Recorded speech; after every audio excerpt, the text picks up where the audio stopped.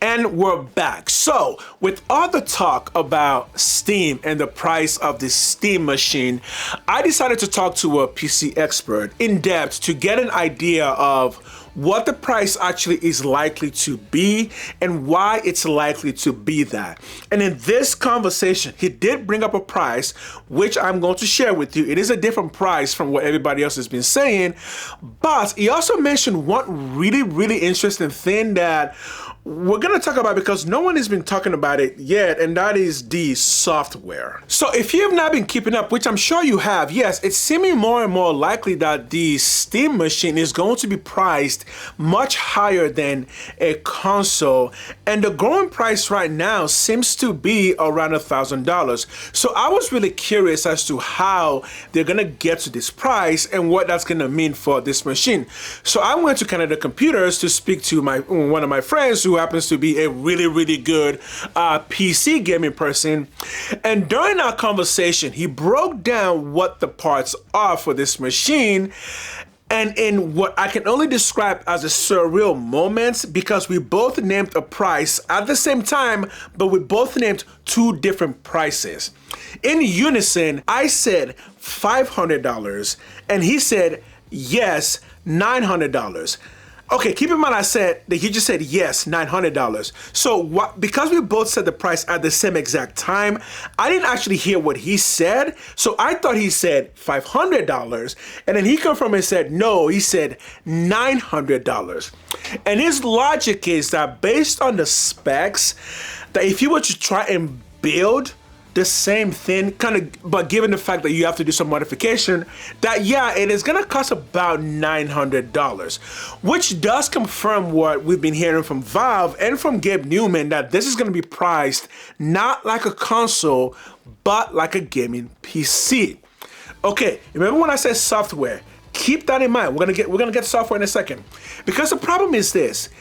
If this device is really going to cost, and I'm going to go out and just say, if this device costs more than $700, there's a very good chance there's a lot of gamers who are not going to buy that, because $700, that's PS5 Pro pricing, right? So $700 is already taking you out of the console market price. But here's the real catch. $1,000 is also too low for a gaming PC. If you try to build a gaming PC for $1,000 right now, you can get a nice graphics card, a nice RAM, maybe a 16 gig RAM, but then you're gonna have to put it in a box that costs 2 cents to make it work, and then you're gonna have to go and buy a $2 mice, because that's all you're gonna have option to. And unless you know something like Jerry Rig it all, you're not gonna be able to build a good gaming PC for $1,000. So again, the Steam machine seems to be in a very middle point where it's more than a console, but it's also less than a good quality gaming PC. So then that leads to the question, what's going on underneath the hood, and why is this going to be a revolutionary box, even though people are already saying it's either going to be too highly priced or too lowly priced to justify getting that if you have a PC.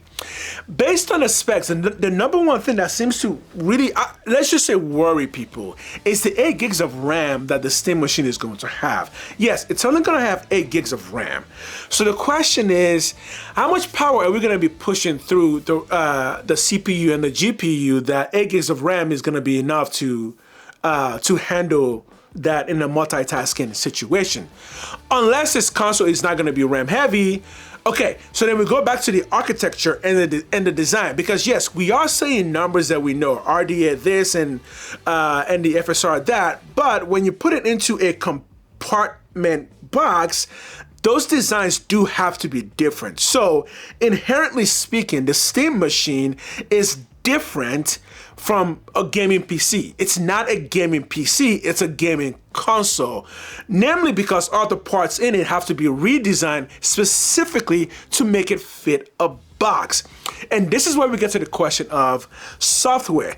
Because the gentleman I was speaking to said one thing that was really critical that nobody else has said, which is, he said, this really may come down to just how well the software is running all of these programs to make the hardware properly functional within the price range of $1,000 and $900 and still be able to push out 4K 60 consistently.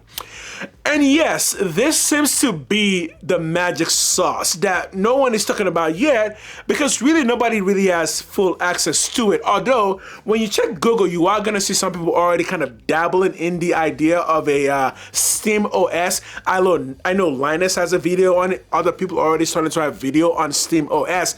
Because again, remember, we're saying SteamOS, not Microsoft. And this is the big key here, that if Steam is able to create a SteamOS for the console that makes it function much more like a console rather than a PC, yeah, they might be able to get a console that costs $1,000 yet perform up to the standards of a PC that costs $2,000. Because remember, part of the biggest problems with PC gaming is that the Microsoft software is really junk heavy. Not in a negative way, just in the sense that there's a lot of background stuff that the software is running through, so that by the time you plug in your game and you start gaming, the computer's already using so much power on other things and not focusing exclusively on the game. And this is precisely what a Steam box will get you.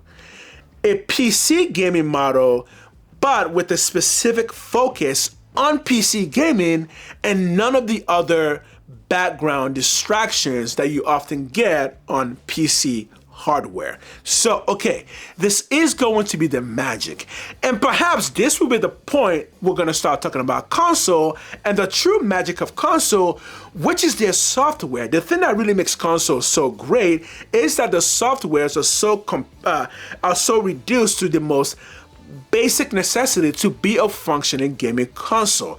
When you turn on your PS5 or your Xbox, there's no extra stuff happening. It's just the game that's happening and all the other games that you have in there. And that is the magic of console gaming.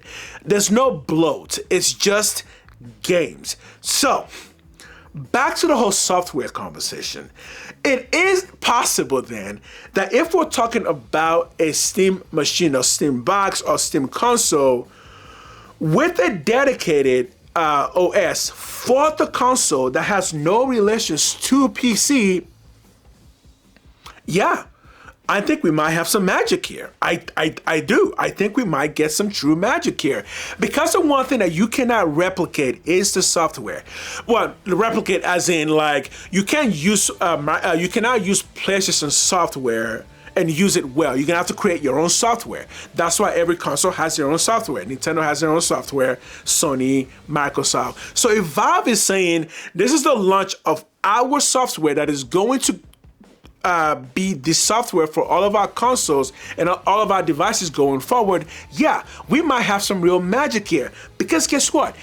Software is not something we talk about very much in gaming console language. It's just kind of there. We don't dive into the software of Sony. We don't need to, because we just kind of see the outcome. And remember, the biggest problem for PC has always been integration and optimization.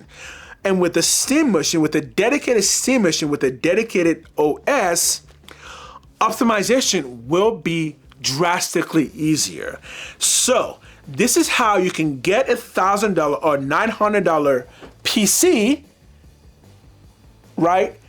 Because it's not doing everything a PC is doing. It's only doing the one thing that a gaming console is doing. So this is how you can get that box to perform to the standards of a $2,000 PC, even though it only costs $1,000. But the question is, are we still talking about visuals better than console?